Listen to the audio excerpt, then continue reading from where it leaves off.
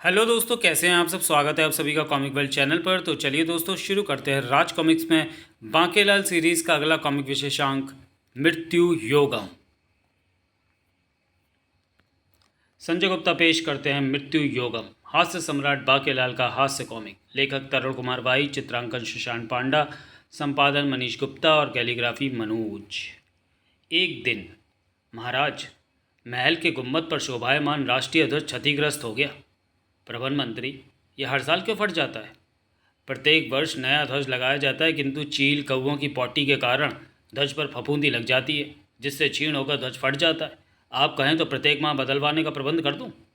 प्रधान मंत्री, ध्वज तो वर्ष में एक बार राष्ट्रीय दिवस के दिन ही बदला जाएगा, किंतु इस समस्या का भी कोई प्रबंध तो करना ही होगा।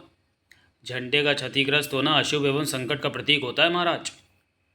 महाराज, मुझे गोल गप्पे पापड़ी खिलाओ तो मैं एक ऐसा उपाय बता सकता हूँ जिससे फिर कभी ध्वज क्षीण नहीं होगा। हैं। आप ऋषि होकर स्त्रियों की भांति गोलगप्पे पापड़ी खाते हैं? बड़ी दुख भरी कहानी है महाराज। मैं ऋषि गोलगप्पाचार्य हूँ। पहले मेरा नाम चटोरा था। मेरी दुकान पर हर समय चटोरी स्त्रियों की भीड़ लगी रहती थी। चटोरा चाट भंडार। भैया एक गोलगप्पा और देना। भैया एक गोलगप्पा मुझे भी देना। चल बे दुरट। भैया मीठी सौंठ वाला पानी देना।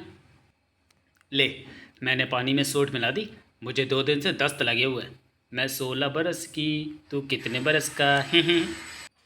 तू 16 बरस की तो मैं 18 बरस का। मिल ना जाए नैना। चल मक्के, इनके नैना मिले इससे पहले चपटे पानी में डुबकी लगा ले। कुछ भी हो मुश्किल है दूर रहना। हिम्मत है तो शाम को यही बात आकर मेरे बापू से कहना। मेरे गोलगप्पे खाने से उस दिन चंपा को हैजा हो गया। इस हादसे से अनभिज्ञ मैं संध्या के समय चंपा के बापू के पास पहुंचा। बापू, मैं चंपा का हाथ मांगने आया हूँ। बेटा हाथ क्यों, पूरी चंपा ही ले जा। उस अस्थि कलश में इस अस्थि कलश में उसकी राख और अस्थियाँ हैं, गंगा में बहा देना। किसी नामुराद गोलगप्पे वाले के गोलगप्पे खाने से मेरी चंपा हैजे की शिकार होकर मारी गई। वो कहीं मिल जाए तो उसका खोमचा उखाड़ दूंगा। आज से धंधा बंद। मेरी चंपा गोलगप्पे खाने से मारी गई थी और मैंने जीवन से संन्यास लेकर यह निश्चय किया कि आज के पश्चात मैं केवल गोलगप्पों का ही आहार करूँगा। ओह, बड़ी दुख भरी कहानी है। आप जी भरकर को गोलगप्पे खाएं। गोलगप्पों का सेवन करने के पश्चात महाराज, उत्तर की ओर विशालगढ़ की सीमा पार करने के पश्चात भयंकर वन की सीमा आरंभ हो जाती है। वहाँ पर फफूंदी का पेड़ है, जिसकी पत्तियों से निकले तेल में रगड़ा रगड़ी करने पर वस्त्र में कभी फफूंदी नहीं लगती और ना ही वो कभी क्षीण होकर फटता है। और ये संकट मोचक भी है। होड़प्पा फिर चल दे पाए अंगिया। माकेलाल, ये लो ध्वज का वस्त्र। फफूंदी के तेल में इसकी रगड़ा रगड़ी करने अब तुम्हें ही जाना होगा। मोटे कमबख्त, तेरी मृत्यु से और मेरे विशालगढ़ के राज सिंहासन से रगड़ा रगड़ी कब होगी? चेतक, रुक जा यहीं। रुक जा, यही है फफूंदी का पेड़। अरे, ये मैं क्या मुक्ता करने जा रहा हूँ? फफूंदी का तेल संकट मोचक अर्थात संकट हरता है। अर्थात यदि ध्वज को फफूंदी के तेल में भिगो दिया तो फिर मैं मोटे मनुष्य के लिए जितने भी संकट खड़े करूँगा, ये ध्वज उन संकटों से उसकी रक्षा करेगा। तो फिर मैं इस दूसरे वृक्ष के तेल से ध्वज की रगड़ा रगड़ी कर देता हूँ। मनुष्यत के तेल का वृक्ष, सर जो तेरा चकराए या दिल डूबा जाए, आजा प्यारे पास हमारे काहे घबराए। ही।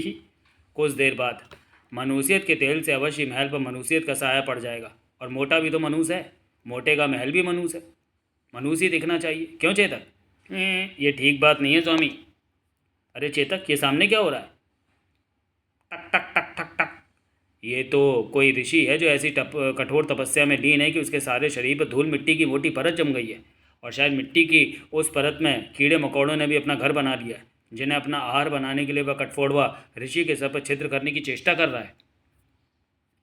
हद हो गई। मैं कुछ बोल नहीं रहा तो ठोके जा रहा है, ठोके जा रहा है। घुर्र। अरे बाप रे, मिट्टी का टीला जीवित हो गया।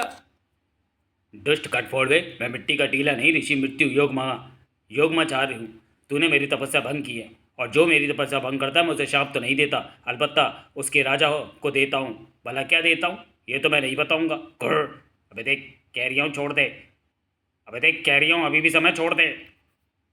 महाराज, कट्टू कठफोड़वे की भूल स्वरूप ये ऋषि भला आपको क्या देगा? ऐसे में तो ये क्रूर इंसान छाप ही देते हैं। मेरी तो डर के मारे निकल रही है। महाराज, ध्यान से ऋषि पर न टपका देना। देख, कह रही है छोड़ दे। नहीं मानता तो ये ले। आ! कब से कह रहा था छोड़ दे घर। चेतक, लगता है ऋषि मृत्यु योगमाचार्य ने कटफोड़वे के राजा को शाप दे दिया, किंतु पता कैसे लगे? क्वाक, कट कट कट, हम शत्रु को छेद डालेंगे। सिपाहियों मुझे बचाओ। क्वाक क्वाक, खबरदार, जो कोई आगे बढ़ा वो मारा जाएगा। क्षमा करें महाराज, हम आपकी रक्षा कर पाने में असमर्थ हैं। आपके चक्कर में हमारी भी जाएगी। हम अपनी तो बचाएं, भला क्या जाने। बेटा चेतक, इस घटना से प्रसन्नता की खुशबू सी आ रही है, किंतु अभी भी शंका बाकी है। बचाओ, शिकारी मेरा शिकार करना चाहता है और मैं खुर में मोच के कारण भाग पाने में असमर्थ हूँ। अबे वो हिरण, इस बाण से बचने का केवल एक ही उपाय है। बाढ़ लगने के बाद बताएगा क्या बे? जल्दी बता। नीचे बैठ जा। शिकारी के बच्चे, तो तू है जिसने मुझे बाढ़ मारा है। मैंने हिरण को बाढ़ मारा था, किंतु लगा था मुझे मेरी तपस्या भंग हुई है दुष्ट। किंतु जो मेरी तपस्या भंग करता है मैं उसे नहीं देता, अलबत्ता उसके राजा को ज़रूर देता हूँ। भला क्या, ये तो मैं नहीं बताऊँगा। और मार ले बाढ़, आया मज़ा। अब देखना होगा कि यहाँ के राजा को शाप लगा या नहीं। चल चेतक, और शिकारी का पीछा कर। महाराज को इस संकट की सूचना देना मेरा कर्तव्य है। हो सकता है कि ऋषि ने शाह राजा को शाप दिया हो। महल के कुएं पर इतनी भीड़ क्यों लगी है? बहुत बुरा हुआ है महाराज। रतन चंद को कुएं पर नहाना पसंद है और जिस अवस्था में वो नहाते हैं, शर्म के मारे कोई सेवक भी आसपास नहीं ठहरता। कुएं से बाल्टी भरते हुए महाराज का पाँव रपट गया और महाराज सीधे नीचे कुएं में जा गिरे। जल्दी खींचो। तब से अब तक कितनी बाल्टियाँ कुएं में डालकर बाहर निकाली गई हैं, शायद किसी बाल्टी में भरकर महाराज भी बाहर आ जाए। 150 मेंढक तो बाहर आ गए, लेकिन महाराज का कोई पता नहीं चल रहा है। शायद शर्म के कारण वो बाल्टी में नहीं बैठ रहे। अबे तो उनका कच्चा कुएं में फेंक दो। बाकेलाल वापस लौट पड़ा। और फिर चल बेटा बाकेलाल, शुरू हो जा। ये स्वामी को क्या हो गया? उसी डाल को काट रहा है जिस पर बैठे हैं। ऐसा लग रहा है जैसे पेड़ पर तो उल्लू बैठे हैं। मैं तो केवल नाम से उल्लू, ये तो काम से भी उल्लू है। कट कटाक, आ गिरा, आ धौड़, ओ। फिर किसने की मेरी तपस्या भंग? ओह, तो तू है वो जिसने मेरी तपस्या भंग की है। किंतु मैं जिससे क्रोधित होता हूँ उसे नहीं देता। ना काके ना, मैं देता हूँ उसके राजा को जिसकी प्रजा इतनी बदतमीज़ है कि उसे ये भी नहीं पता कि ऋषि की तपस्या भंग करना पाप होता है। अब समझा, तो ये चक्कर था। मैं तेरे राजा को देता हूँ। भला क्या, ये तो मैं नहीं बताऊँगा। क्यों बताऊँ? मेरी मर्जी। ही। पर मैं समझ गया, अर्थात शाप। ही। नहीं मुनिवर, त्राहिमाम त्राहिमाम, रहम रहम, कृपया मुझे क्षमा करें। ऐसा अनर्थ ना करें।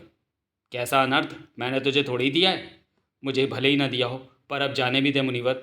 थोड़ा गोल मटोल है तो क्या हुआ, अभी बच्चा है, क्षमा कर दें। अभी बेचारा केवल 60 का ही तो हुआ है, दुनिया भी नहीं देखी। हुड़ौंदा की होऊंगा। औंधा ते जो हो सो हो, पर होण तेरा की होऊंगा बाके लाल पुत्र। जा जल्दी भाग जा, नहीं तो तुझे शाप दे दूंगा। ही। शाप? ये भी उसे ही दे दे।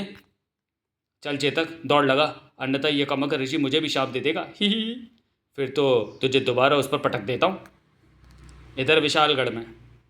महाराज गजब हो गया, महल में योगी डराउचार पधारे हैं और वे आपसे ही मिलने आ रहे हैं। क्या?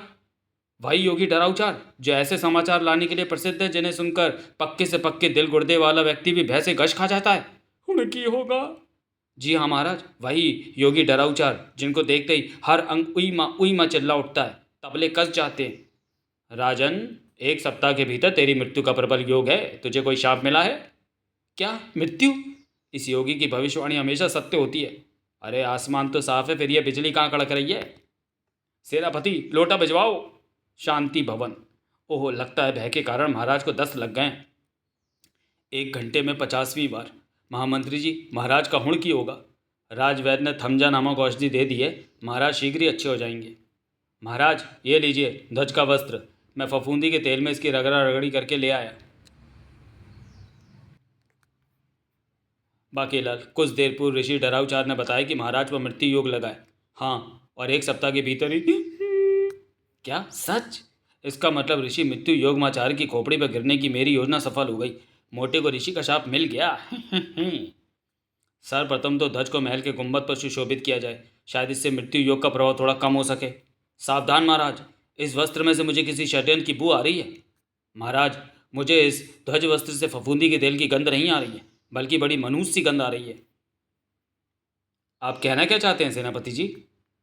मैं यही कहना चाहता हूँ बाकेलाल जी कि आपने कर्तव्य का सही प्रकार से निर्वाह नहीं किया है। कदापि आप भयंकर वन के डर के कारण फफूंदी के पेड़ तक गए ही नहीं। लगता है आपने यह ध्वज वस्त्र अपने घर के ही किसी तेल में डुबो डाला है। जुबान को लगाम दीजिए सेनापति जी। आप मेरी वीरता, वफादारी व कर्तव्य परायणता पर सवाल उठा रहे हैं। क्या आपने कभी फफूंदी के तेल की गंध ली है? और मनुष्यगंध से आपका पाला कब पड़ा है?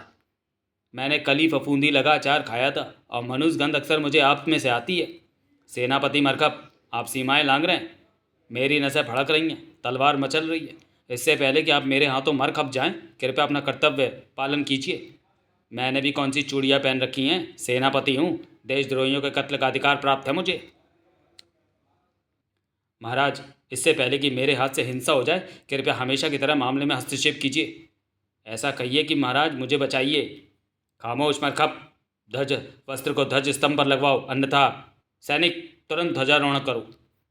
महाराज, आप चिंतित ना हो और ना ही मृत्यु से भयभीत हो। हिम्मत व हौसले से काम लें। खामोश, हम महावीर हैं। तो फिर महाराज, वो 50 बार अंदर बाहर? वो तो सुबह हमने गोलगप्पे का पानी पी लिया था, उसी के प्रभाव से हमारा पेट खराब हो गया। मृत्यु की क्या मजाल जो हमें भयभीत कर सके? बेटा, जब सामने आएगी तब पूछूंगा तुझसे। ही। मैं हूँ ऋषि इत उत घूमाचार। सुना है महाराज पर मृत्यु योग लगा है। इत उत यानी इधर उधर घूमना मेरी दिनचर्या है। ऋषि होने के नाते मैं इतना जानता हूँ कि जिन वस्त्रों में मृत्यु योग लगता है, यदि उन्हें योग लगे व्यक्ति का कोई सर्वस्नेही पुरुष नदी पर ले जाकर सिंह घाट पर धो दे, जहाँ शेर पानी पीने आते हैं, तो योग टल जाता है। किंतु जो व्यक्ति ऐसे घाट पर वस्त्र धोने जाएगा, उसका क्या होगा? तुम क्यों भयभीत हो रहे हो सेनापति? वो सर्वस्नेही पुरुष तो बाकेलाल है। मैं बकरी की आवाज़। मुझे लगा बाकेलाल जी अभी आप मिमियाए थे। घर मिमियाई मेरी जूती। सुबह ही मैंने शेर मार कर खाया था। शेर ने कोई बकरी खाई होगी, उसी की आवाज़ पेट से आई होगी। बाकेलाल जी, सुबह ध्यान रखिएगा, कहीं बकरी शौच के रास्ते बाहर ना आ जाए।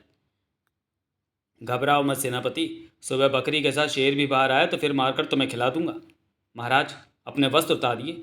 हम महावीर हैं महारानी, हमारे वस्त्रों को सिंह घाट पर धोने की आवश्यकता नहीं है, बल्कि सिंहों को उस घाट का पानी पीना चाहिए जिस घाट पर हम स्नान करते हैं। अपनी बहादुरी मत झाड़िए, केवल वस्त्र उतारिए। किंतु रुको महारानी, यूँ सबके सामने नग्न करोगी क्या? कुछ तो लज्जा करो, हमें आड़ तो लो। आपके नाप की कोई आड़ भगवान ने नहीं बनाई है महाराज, आप कक्ष में चले जाएं। ऐसा सॉरी, शीघ्र ही। बाकेलाल, ये लो महाराज के वस्त्र, इन्हें सिंह घाट पर धोकर ले आओ। बाकेलाल, मैं कुछ सैनिकों को तुम्हारी सुरक्षा हेतु तुम्हारे साथ भेज देता हूँ। ऐसा कहकर तुम उसका अपमान कर रहे हो सेनापति। बाकेलाल अपनी सुरक्षा स्वयं कर लेगा। जाओ बाकेलाल। आपने सही फरमाया महामंत्री, मैं जाता हूँ। हालांकि मैं तो अकेले ही जाना चाहता हूँ ताकि अपनी योजना बना सकूँ, किंतु यह महामंत्री मेरा दुश्मन है या वाकई मुझे वीर समझता है, यह मैं आज तक नहीं समझ पाया। आप तो महामंत्री जी पर क्रोधित हो गए बाकेलाल जी। भला मैं क्यों महामंत्री जी पर क्रोधित होने लगा? अभी आपके मुंह से गुर्र निकला था। वह गुर्र तो मैं आप पर कर रहा था, जो आपने मेरी वीरता पर शक जताया। मुझ पर नाराज़ ना होइए, चाहे तो आप तलवार भी छोड़ जाइए। तलवार तो वीरों की निशानी होती है सेनापति। मैं म्यान छोड़ सकता हूँ पर तलवार नहीं। बा बाकेलाल वन में आगे बढ़ रहा था। सिंह घाट पर मोटे के वस्त्र धोए मेरी जूती।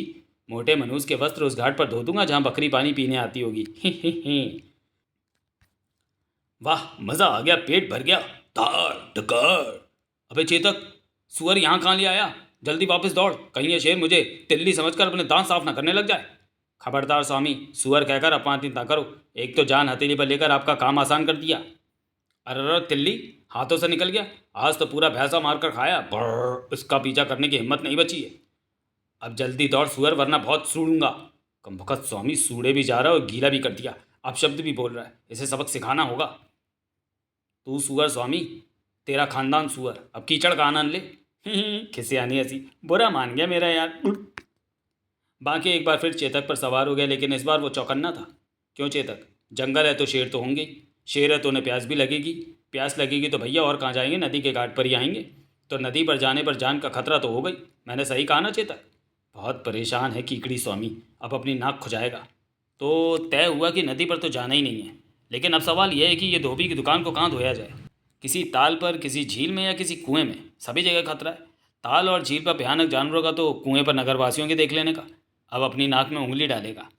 अब मेरी गर्दन से अपनी नाक की गंदगी पहुँचेगा। कर पहुँच दी, अब मैं इसे नहीं छोड़ूंगा। कर पटक दिया, आए फिर पटक दिया। कमबख्त, तुझे पता है ना, जब मैं गंभीर चिंतन में होता हूँ तो तुझे जवाब नहीं देता, तो मेरी बुद्धि सनक जाती है और फिर मेरी उंगली नाक में सरक जाती है। तो मैं भी पता है ना कि जब तुम ऐसी ऊँची हरकत करते हो तो मेरी भी सनक जाती है, फिर मैं पटक देता हूँ। और मेरे जवाब कौन से तुम्हारी समझ में आते हैं? हिनी हिनी भाषा सीखी है कभी नालायक स्वामी? अच्छा चल माफ़ कर दे यार, तू भी आगे ध्यान रखियो, मैं भी ध्यान रखूँगा। आखिर यार यार को माफ़ नहीं करेगा तो भला कौन करेगा। चल मैंने तुझे माफ़ किया, अब तू भी दोस्ती का खोर आगे बढ़ा। अब ये मेरी चापलूसी करेगा। यार तू कितना अच्छा है, दुनिया में मेरे बाद तुझसे बड़े दिल वाला कोई नहीं होगा। तू बिल्कुल देवता है। किसी काम के लिए तेरी गर्दन दाएं बाएं नहीं हिलती। अच्छा बता, मेरा एक काम करेगा? देख गर्दन ऊपर नीचे ही हिलाइयो, मैं हाँ समझूंगा। खुरापाती, पक्के से इसके दिमाग में कोई बिजली चमकी है।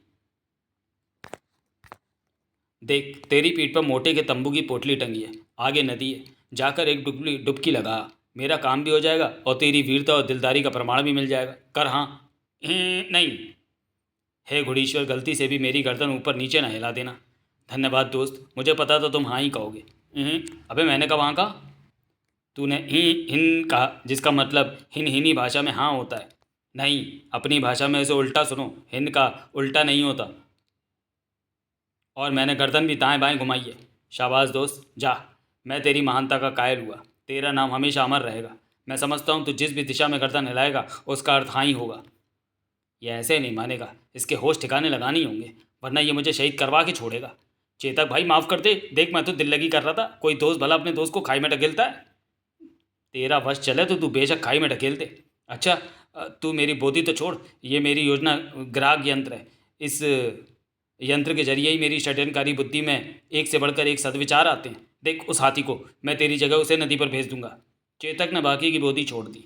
धन्यवाद दोस्त, मेरी बुद्धि के सभी कलपुर्जे कस गए। अब देख मैं कैसे इस हाथी को गधा बनाकर अपना काम निकलवाता हूँ। वाह, आ गई बुद्धि में लपलपाती हिनहनाती भयंकर योजना। अब बचकर दिखाइए सूंडधारी। मेरे षड्यंत्र में सहयोग देने ये गन्ने और नवरत्न तेल का पीपा। आहा, गन्ने की खुशबू। माँ ने गन्ने खाने को मना किया था कि मीठा खाने से दांत में कीड़े लग जाएंगे, पर मैं उन्हें गोली देकर आ गया। रुक बे हो आंटी, अदब से बोल बे, मेरा नाम कद्दू है। नाराज ना होइए वीर गजपति, मैं आपके लिए ये मीठे गन्ने पेश करता हूँ, कृपया इन्हें खाकर मेरा आतिथ्य स्वीकार कीजिए। अरे वाह, कटा हुआ गन्ना, यम यम चप चप। गजपति जी आप गन्ने चूसिए, तब तक मैं आपके सिर और शरीर की मालिश कर देता हूँ। कुछ देर बाद रोएंगे स्वामी, इस हाथी की बात बता रही है कि ये महीनों से नहीं नहाया।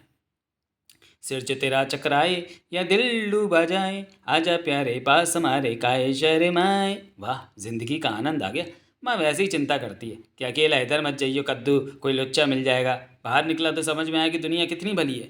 माँ के पास रहता तो मुझे नहाने के लिए नदी पर ले जाती, और मैं नहाने का बहुत चोर हूँ।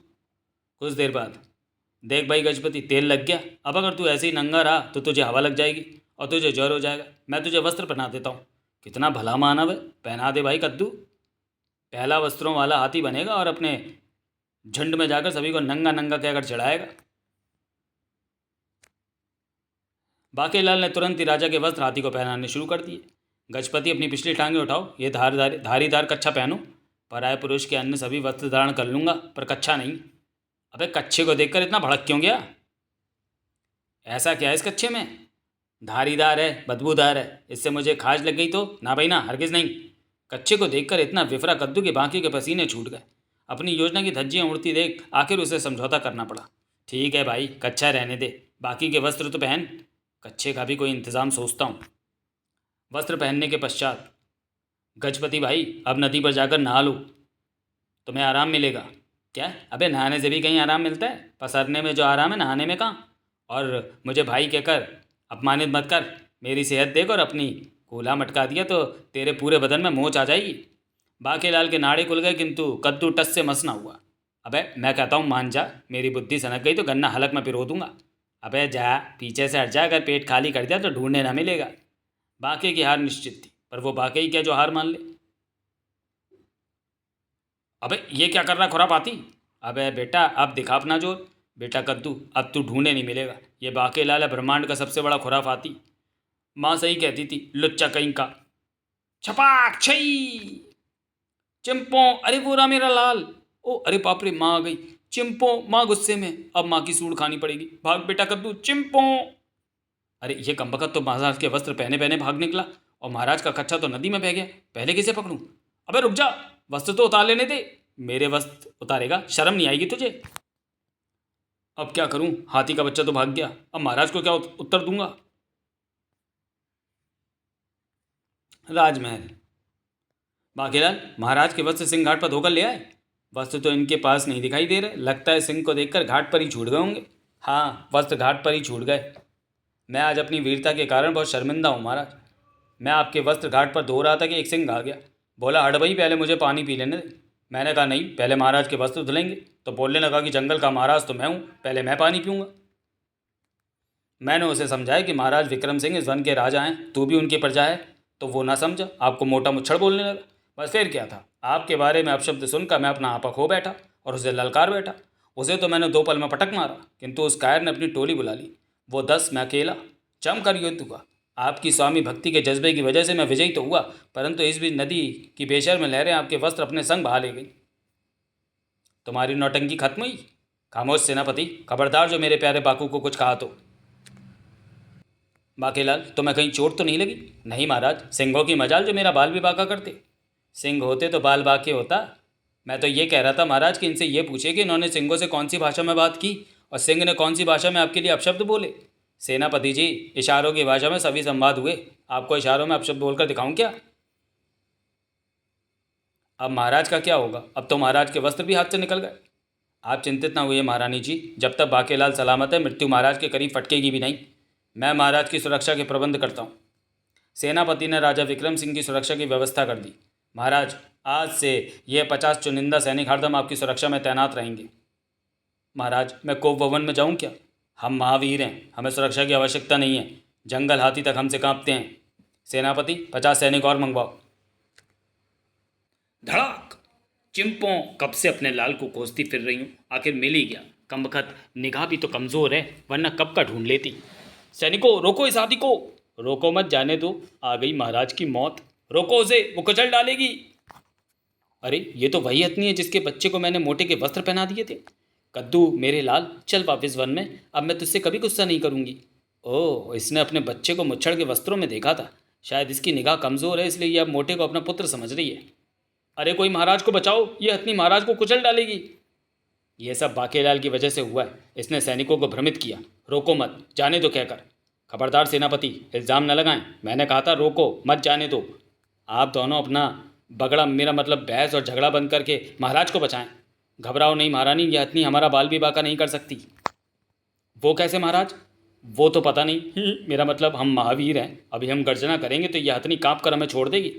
आप चुप रहें महाराज, ये पागल हथनी कहीं आपको ही न कपा डाले, या मैं कोप भवन में जाऊं। सेनापति, तुम कुछ करते क्यों नहीं? बचाओ हमें। जी महाराज, आप शांत रहें, मैं कुछ करता हूँ। लेकिन बाकेलाल, ये हथनी यहाँ क्यों आई और इसने सीधे महाराज पर ही हमला क्यों किया? मुझे क्या पता, आप ये सवाल मुझसे क्यों कर रहे हैं? क्योंकि मुझे दाल में कुछ काला नज़र आ रहा है। सेनापति जी, इसे देखिए। अरे बाबा रे, ये क्या माजरा है रे? एक और महाराज? मेरा मतलब महाराज के वस्त्रों में एक और? मेरा मतलब मैं तो बाबला हो गया रे, ये तो दाली काली नज़र आ रही है। क्यों बाकेलाल जी? अरे ये महाराज के वस्त्र इस हाथी को किस दुष्ट ने पहना है? इसका सही जवाब तो आप ही दे सकते हैं बाकेलाल जी। वस्त्र वन में आपसे ही गुम हुए थे, कहीं ये सब आपका ही किया धरा तो नहीं है? सेनापति जी, यह हाथी का बच्चा हमें महल के उद्यान में टहलता मिला है। माँ! कद्दू मेरे लाल, तू वहाँ, तो ये कौन है? माँ, वो मेरे जैसा मानव है, तू उसे छोड़ के मेरे पास आ जा। माँ चल यहाँ से, हम वन में जाते हैं। तू सही कहती थी, ये मानव सच में लुच्चे होते हैं। हाँ पुत्र, चल पुत्र, तो इन वस्त्रों में बहुत बांका जवान लग रहा है। माँ कुछ भी कह ले, पर मुझे बांका ना कहे, मुझे इस शब्द से नफरत है। अरे बाकेलाल, उन्हें रोको, महाराज के संकट मोचक वस्त्र उतरवाओ। जी महारानी जी, सेवक हाजिर है, चल सेनापति। अबे अबे रुक, संभलने तो दे, तलवार तो निकाल लूँ। रुक जाओ ए मकौड़े, महाराज के वस्त्र उतार पहले। गुस्सा क्या दिखाता है? यह हमारे महान सेनापति जी हैं, फूंक मार कर उड़ा देंगे। सही कह रहा है ये कमबख्त, मेरी भूख से मोमबत्ती तुरंत बुझ जाती है। अब ऐसे सेनापति बच्चे को तो क्या धमकाता है? हिम्मत है तो माँ से टक्कर ले। स्वाक! तेरी ये मजाल, सेनापति मरकब से पंगा लिया तूने, अभी मजा चखाता हूँ। सैनिकों आक्रमण! अबे सेनापति, एक हथनी पर सेना से आक्रमण कराएगा कायर? खुद अपनी दिलेरी दिखा। देख, मेरा प्यारा बाकू अकेले हाथी से टकरा गया है। कहाँ हथनी और कहाँ उसका बच्चा? ये बाकी बहुत दुष्ट है, देख लूंगा इसे। गजपति, मैं तुम्हें अपने स्वामी के वस्त्र नहीं ले जाने दूंगा। चल उतार पजामा। चल हट नटखट, नंगा करेगा मुझे? तुझे लाज नहीं आती? ये गजनी बहुत नटखट है, आसानी से हाथ नहीं आने वाला। नोच खसोट में वस्त्र फट सकते हैं, वस्त्र फट गए तो दंड मिल सकता है, और वस्त्र मिल गए तो महाराज का संकट टल सकता है। कोई तरकीब भिड़ानी होगी। ओए कद्दू के छिलके, धींगा मस्ती मत कर। दूसरों के वस्त्र पहनने से शरीर में खुजली हो जाती है। ओए केले के छिलके, मेरे नाम का मजाक उड़ाया, छोटा बच्चा जानकर अपमान किया कर। अब मैं ये कुछ खुजली चूर्ण इसके वस्त्रों में डाल दूंगा। ऐसे खुरापाती हथियार मैं अपने फेटे में हरदम साथ रखता हूँ। अब होंगे एक तीर से दो शिकार। भला वो कैसे? समय आने पर पता चलेगा। अबे ये क्या हुआ, पूरे शरीर में खुजली चढ़ गई, ये वस्त्र कांटों की तरह चुभ रहे हैं। जरूर ये इस लुच्चे की करामात है। बच गई घंटी बच्चू, कैसे नृत्य कर रहा है। इस खुजली का इलाज भी है मेरे पास। काका जी मुझे इन वस्त्रों से निजात दिलाएं और खुजली नाशक उपाय बताएं। अब आया ऊँट पहाड़ के नीचे, सर्वप्रथम महाराज की पगड़ी उतार। अब मैं ऊँट नहीं, आती हूँ, कोपरधारी नहीं सूंडधारी हूँ। अब ये लाखों रुपए का रतन जड़ित कुर्ता उतार। उतार ले लुच्चे, गज देवता सब देख रहे हैं, एक दिन तेरी भी इज्जत ऐसी उतरेगी। चल बे अब खड़ा हो जा, महाराज का 2 कौड़ी का नाड़े वाला पजामा उतारना है। रुक जा कद्दू, वस्त्र ना उतार, मैं इस सेनापति को सबक सिखाकर आती हूँ। रहने दे माँ, आज से मैंने मोह माया त्याग दी, अब मुझे वस्त्रों को भी त्यागने दे। अब मैं तुझे सदाचारी बच्चा बनकर दिखाऊंगा। अबे बाकेलाल, जब ये हाथी तेरा कहना मान ही रहा है तो इससे बोलता क्यों नहीं कि वो अपनी माँ से कहे कि मेरी वीरता को ना ललकारे। सेनापति जी आप अपनी वीरता दिखाइए, मुझे पहले अपना कर्तव्य पालन करने दीजिए। तब जब बाके ने कद्दू का चीर हरण कर डाला और उसे खाजमार दवा का लेप लगा दिया। चल माँ, वन में चलें, अब मैं रोज़ नहाऊंगा और तुझे छोड़ के कहीं नहीं जाऊंगा। हे गजेश्वर, आपने मेरी प्रार्थना सुन ली, आज मेरा पुत्र सुधर गया। चल पुत्र। फिर शाबाश बाकेलाल, हम तुम्हारी वीरता से प्रसन्न हुए। लाओ हम ये संकट मोचक वस्त्र धारण कर लें। रुकिए महाराज, पहले इस पाजी से पूछिए कि इसने ये वस्त्र उस हाथी को क्यों पहनाए थे। अब मुझे कैसे पता होगा महाराज, वस्त्र तो बह गए थे। हो सकता है चंचल हाथी को मिले हों और उसे आपके वस्त्र पसंद आ गए, इसलिए वस्त्र धारण कर लिए। अबे कोई मुझे नीचे उतारो। क्या मजाक है, हाथी ने खुद वस्त्र धारण कर लिए। हाथी के पाँव में उंगलियां नहीं होती बाकेलाल, हमारी आंखों में धूल मत डालो। महाराज, सेनापति जी बात का बतंगड़ बना रहे हैं। हाथी के पाँव में उंगलियां नहीं होती तो मुंह में जुबान भी नहीं होती जो उससे पूछा जा सके। तो फिर ठीक है, फैसला बाकेलाल के हक में हुआ। अब हम चलते हैं वस्त्र धारण करने। रुकिए महाराज, वस्त्र अधूरे हैं, कच्छा नदारद है। इससे पूछे कि आपका शानदार धारीदार कच्छा कहाँ है। अरे हाँ, कच्छा कहाँ है बाकेलाल? कच्छा? मुझे क्या पता महाराज, हाथी तो नंगा गया है, लगता है कच्छा उसे भी नहीं मिला होगा।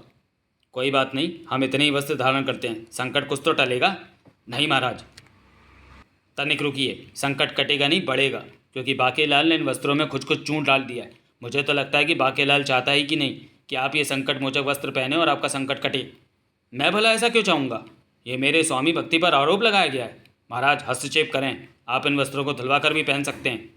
यदि महाराज इन वस्त्रों को धुलवा देंगे तो सिंह घाट के पानी का असर भी समाप्त हो जाएगा, और यही तुम्हारा षड्यंत्र बाकेलाल। खामोश सेनापति, अब यह वाद विवाद बंद किया जाए, अन्यथा हम महावीर हैं, संकटों से हम खुद भी जूझ सकते हैं, हमें इन वस्त्रों की भी आवश्यकता नहीं है। जो हुक्म मेरे आका। तत्पश्चात महाराज को 24 घंटे की सघन सुरक्षा घेरे में ले लिया गया। इस दौरान महाराज पर कई संकट टूटे, किंतु जाबाज सुरक्षा कर्मियों के पहने हथियारों ने सभी संकटों को काट डाला। किंतु अभी बड़ा संकट मृत्यु योग नहीं टला था।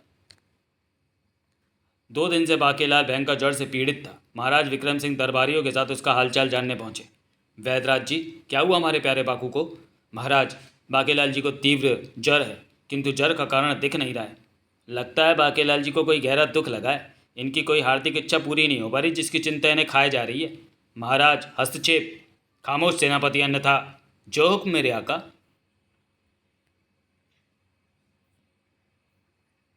बाकेलाल, हालांकि सैनिकों की सुरक्षा में महाराज सुरक्षित हैं, लेकिन तुम जल्दी से स्वस्थ हो जाओ। महाराज की मृत्यु योग को टालने के उपाय के लिए तुम्हारी सख्त आवश्यकता है। महारानी, मैं क्या कहता हूँ कि मैं महावीर हूँ और बाके। महाराज, मुझे बोलने देंगे या मैं जाऊँ कोप भवन में? बाकेलाल, तुम कल ही स्वस्थ होकर हमसे राज दरबार में मिलो। ओए तेरे की राजवैद्य जी, आप तुरंत बाकेलाल जी की बगलों का अवलोकन कीजिए। बगलों में तो प्यास दबे हुए सेनापति। वो मारा। महाराज, बाकेलाल पकड़ा गया, यह अस्वस्थ होने का बहाना कर रहा है ताकि आपके मृत्यु योग को टालने का कोई उपाय न करना पड़े। प्याज बगल में दबाने से नकली जड़ चढ़ जाता है। यह दुष्ट आपका स्नेही नहीं है, यह आपका अहित चाहता है। जुबान को लगाम दो सेनापति, मेरे राष्ट्र प्रेम पर आक्षेप मत लगाओ। आक्षेप कैसा? सब कुछ स्पष्ट है बाकेलाल, तुम अस्वस्थ होने का नाटक कर रहे हो और अब महाराज तुम्हें कारावास की सजा सुनाने वाले हैं। क्यों महाराज, मैंने सही कहा ना? महाराज ये देखिए, मैंने पुस्तक में पढ़ा था कि जर को लहसुन प्याज से दूर किया जा सकता है, और आपका ये आज्ञाकारी सेवक 2 दिन से लहसुन प्याज की शैया पर सो रहा है, लहसुन प्याज का ही सेवन कर रहा है, ताकि शीघ्र स्वस्थ लाभ हो सके और सेवक स्वामी की सेवा में प्रस्तुत हो सके। कोई प्याज मेरी बगल में भी प्रवेश कर गया होगा। सेनापति जी के विचार व व्यवहार से मैं अति आहत हुआ हूँ। किंतु अब मैं प्रतिज्ञा लेता हूँ कि जब तक आपका मृत्यु योग टाल नहीं देता इस शैया पर नहीं लेटूंगा। कमबख्त दुष्ट मेरी सारी योजना पर पानी फेर दिया। ये तो अच्छा हुआ कि मेरी शातिर बुद्धि ने पहले से ही ऐसी स्थिति के लिए प्रबंध कर रखा था। चलिए महाराज। कहाँ बाकेलाल? अब हम महल में नहीं रहेंगे। मृत्यु ने अपना घर देख लिया है, हमें यहाँ से प्रस्थान करना होगा। किंतु हम महावीर हैं, हम मृत्यु से नहीं डरते। तो आप मृत्यु का मुकाबला करने के लिए बाहर निकलें। संकट मोचक वस्त्रों का अब आप ही सिंगाट पर धोएंगे। हाँ, यह हुई ना महावीरता वाली बात। मुझे तो इस उपाय में महामूर्खता नजर आ रही है महाराज। महल में आप सैनिकों के बीच सुरक्षित हैं। उपाय तो मैंने अभी बताया ही नहीं सेनापति। मेरी योजना यह है कि महाराज अपनी मृत्यु को धोखा देने के लिए महल से जाएंगे। महल में महाराज का पुतला रहेगा। मौत जब भी आएगी पुतले का ही अहित करेगी। उधर मैं और महाराज का कच्चा ढूंढेंगे और वस्त्रों को सिंह घाट पर धोकर मृत्यु योग को टालने का उपाय करेंगे। तत्पश्चात वस्त्रों की पोटली उठाकर दोनों ने महल से प्रस्थान किया। महल में उन खुर्राट सैनिकों की वजह से मोटा सुरक्षित था। मैं भी अपनी योजनाओं पर अमल नहीं कर पा रहा था। अब तो मैं हूँ और ये। अब बकरे की माँ कब तक खैर मनाएगी? मृत्यु योग मृत्यु दूत साथ साथ। बस मुझे यह ध्यान रखना है कि मृत्यु आने तक इसे इसका कच्चा ना मिल पाए। मन कर रहा है बुक्का फाड़ कर हंसूं। महाराज, वन में डर तो नहीं लग रहा? महाराज बाकेलाल, हम महावीर हैं। महाराज, महावीर तो वन मानुष भी होता है। वन मानुष को तो हम बाईं भुजा में दबोच लेंगे। महाराज, वन में भेड़िया भी होता है। भेड़िए को हम दाईं भुजा में दबोच लेंगे। महाराज, वन में गेंडा भी होता है। गेंडे पर हम सवारी करेंगे। लेकिन महाराज, यदि ये तीनों साथ में आ जाएं और आप मृत्यु योग लगाओ तो? बाकेलाल, हम महावीर हैं, सभी को संभाल लेंगे। तो माने तो दो। आ गए महाराज, आप तलवार निकालिए, आपकी वीरता दिखाने का समय आ गया। कर दिया गीला कमबख्त ने। किंतु विशालगढ़ के महाबलशाली एवं परोपकारी राजा विक्रम सिंह का वन में स्वागत है। मैं वन मानुष गुर्रक अपने साथियों की तरफ से आपका अभिनंदन करता हूँ। महाराज से निवेदन है कि यदि वे वन भ्रमण को आएँ तो अपनी वन्य प्रजा यानी कि हम वन्य प्राणियों की समस्या का भी समाधान करें। हम सभी वन्य प्राणी वन के राजा तनुक सिंह के आतंक से ग्रस्त हैं। जब से उसे एक दिव्य लंगोट मिला है वो वन के हर प्राणी को बेमतलब कुश्ती के लिए ललकारने लगा है और फचाड़ कर लज्जित करता है। कृपया आप उस बेलगाम सिंह को सबक सिखाएं। हम अपनी वन्य प्रजा की रक्षा का वचन देते हैं। गुर्रक इत्यादि से विदा लेने के पश्चात बाकेलाल, हमें तुनक सिंह को कुश्ती के लिए ललकारना है। उसे अतिशीघ्र ढूंढा जाए। रहने दीजिए महाराज, तुनक सिंह के पास दिव्य लंगोट है और आपको तो अभी अपना कच्चा तक गायब है, ऊपर से मृत्यु योग। बाकेलाल, मत भूलो कि हम महावीर हैं। वीरता का कच्चे से क्या संबंध? तो हमें सिंह घाट ले चलो, हम वहीं तुनक सिंह के लिए घात लगाएंगे। चेतक, चलो सिंह घाट की ओर, वहीं जहाँ मैंने शेरों की टोली को धूल चटाई थी। मोटा खुद मौत के मुंह में जाना चाहता है, मुझे तो बस इसके पीछे रहना और भागने के लिए तैयार रहना। महा झूठा स्वामी, मैं तो इसे अब उसी घाट पर लेकर जाऊंगा जहाँ तुनक सिंह अपनी प्यास बुझाने आता है। अभी इससे गीला करने का बदला लेना है। चेतक, यार तू बुरा मान गया, गति धीमी कर यार। देख महाराज पीछे छूट गए, हमें उनके पीछे रहना है जिससे उनके पीछे के खतरों से उन्हें बचाया जा सके। महल पहुंचकर तुझे केवड़े के जल से स्नान कराऊंगा, तेरे शरीर पर चंदन का लेप करूंगा। मैंने तो तुझे गीला किया था भाई, तू तो मेरी जान ही सुखाने चल पड़ा। अबे गीला ही तो किया था, पीला तो नहीं किया। बहुत ही नास पीटा घोड़ा है, जरा जासी बात का बदला लेता है। लगाम खींचने पर भी रुक नहीं रहा कमबख्त। अबे चीटी पहलवान, मुझे पीला करने के अरमान देख रहा है? अभी देख, तेरे 10 न लगाती है तो मेरा नाम चेतक नहीं। अबे मार डाला। दुनिया कहती है कि मैं सीख जैसा पतला हूँ। इतनी पटकनियाँ खाकर तो हाथी भी हिरण बन जाए। आंखों के आगे अंधेरा छा गया। दाड़! अचानक चेतक ने अपनी गति में वृद्धि कर दी। अबे कौन दाड़ रहा है बे? अबे सिंह, किस जन्म का बदला लिया कमबख्त चेतक ने? शाबाश बाकेलाल, आखिर तुमने लंगोटधारी तुनक सिंह को ढूंढ ही लिया। विक्रम सिंह कूद पड़ा कुश्ती के मैदान में। हाँ भाई तुनक सिंह, जरा कुश्ती की जोर आजमाइश कर लें। देखा तुझमें और तेरे दिव्य लंगोट में कितनी ताकत है। तेरा लंगोट न उतार दिया तो हमारा नाम विक्रम सिंह महावीर नहीं। बच गया। राजा बनना इतना आसान नहीं है, कितने पापड़ बेलने पड़ते हैं, जान मुसीबत में डालनी पड़ती है। पहले जोर लगाते हैं। अबे जोर लगा कर तो मैं सुबह पॉटी करता हूँ, लेकिन अब तेरी निकालूँ क्या? बहुत ताकत है तेरे पंजों में तुनक सिंह। हम भी किसी से कम नहीं, हमारे जितना किसी में दम नहीं। दंगल सम्राट, रुस्तम हिंद नामी पहलवान की उपाधियाँ हैं हमारे पास। अबे तूने सुना और देखा नहीं, अब दिखाता हूँ। मेरे पास इन सबसे बड़ी उपाधि है। मैं कहलाता हूँ लंगोट बादशाह, वन सम्राट तुनक सिंह। हम महावीर है। हाय तबले सीख गए, जाने कहाँ कहाँ से चले आते हैं। कंधों में दम नहीं और हम किसी से कम नहीं। वो मारा भाई, अब देर न कर, नोच डाल। विक्रम सिंह जल्दी समझ गया। कुश्ती का नियम है, पहले सामने वाले की ताकत परखो, फिर अपने दांव पेच का इस्तेमाल करो। मैंने हजारों दंड यूं ही नहीं पेले पहलवान। तालियां! उसके बाद विक्रम सिंह ने तुनक सिंह को संभलने का मौका नहीं दिया। ये है धोबी पाट, ये तेरे दोनों पाट तोड़ देगा। ये है फूंक सरक, ये तेरे शरीर को हर छिद्र से तेरी फूंक सरका देगा। ये है तबला तोड़, सुनी आवाज़ तक दिन, अब जिंदगी भर ये आवाज़ पूरे वन में गूंजेगी। ये है पुट्ठा रगड़, इसके बाद तू जब भी पेट खाली करेगा दर्द से चिल्लाएगा। और ये है आखिरी लंगोट उखाड़, इसके बाद तू किसी वन्य प्राणी को नहीं ललकारेगा, क्योंकि अब तू हो चुका है नंगा। और तब विक्रम सिंह खुशी से उछल पड़ा। अबे वाकई ये तो हमारा कच्चा है। जीत की बधाई हो मार डाला। जल्दी उठो बाकेलाल, अब हम अपने पूरे वस्त्र धोएंगे। अब मृत्यु योग टल गया समझो। महल पहुंचकर, वाह बाके, तुसी महान हो। जिस राजा के तुम्हारे जैसे सेवक हों उसे किसी चीज़ का भय नहीं। आज तुम्हारे सम्मान में एक दावत का आयोजन किया जाएगा। जी महाराज, सेवक धन्य हुआ। कर, ये सेवक तुझे कच्चा चबाकर खा जाएगा किसी दिन। महाराज, आपके सभी संकट टल चुके हैं। यदि बाकेलाल आपको महल से ना ले जाता तो आपका हाल इस पुतले जैसा होता, जिसे खुद मृत्यु दूत त्रिशूल घोंप गए। अब आपका मृत्यु योग भी कट गया, और लगता है भूलवश बाकेलाल जी ध्वज वस्त्र को मनुष्यत के तेल में भिगो लाए थे, जिसकी वजह से आप पर टूटी मनुष्य मौत टल गई। अब आप निर्भय रहे। हम तो कभी भी भयभीत नहीं थे, हम तो महावीर हैं। महाराज? क्या महाराज? महाराज लगा रखी है, हम महावीर हैं। यहाँ तक कि हमारा कच्चा भी महावीर है। अगले दिन पूरे महल में महाराज का वो महावीर कच्चा चोरी होने से हड़कंप मच गया। महाराज का कच्चा ढूंढो, नहीं मिला तो गरम सला के पिरो दूंगा आंखों में। इस बार बाकी खुश था। भागते भूत की लंगोटी ही सही, इस बार भी योजना की टांग टूट गई, लेकिन महावीर कच्चा तो मिला। कच्चे ताकत दे समाप्त। तो चलिए दोस्तों, वीडियो को यहीं समाप्त करते हैं और मिलते हैं बाकेलाल सीरीज़ के अगले कॉमिक विशेषांक जो हुक्म मेरे आका में। तब तक के लिए धन्यवाद।